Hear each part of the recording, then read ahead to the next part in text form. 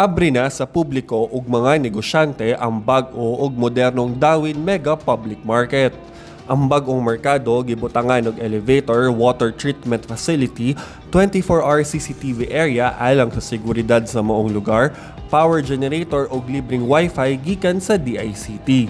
Karong adlaw ang effectivity sa opening sa the whole Mega Market, especially ang ato ang store, ato ang offices. We have 15 offices. All is occupied. Wala na bigan. More than 100 tenants. Gihimo sab hotel ang ikaduhang andana sa merkado ug pwedeng mupuyo didto ang mga turista ngoadto sa Dawin. Gibahin sa executive rooms ug dormitory type rooms ang siyam ka mga kwarto sa Dawin Mega Market Hotel. Gisaksihan sa mga lokal na opisyal ug mga opisyal sa nasyonal na kagamhanan ug pribadong sektor ang pagbukas sa Dawin Mega Market.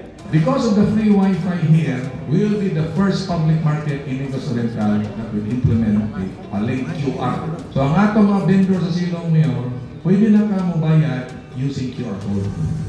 Moabot sa 10 million pesos matag tuig ang kita na pwedeng makuha sa LGU gikan sa merkado na magamit alang sa kalambuan sa lungsod. Gikan dinhi sa Dawin, Negros Oriental, kini si Roy Lomotan sa PIA alang sa maayong balita sa Central Visayas.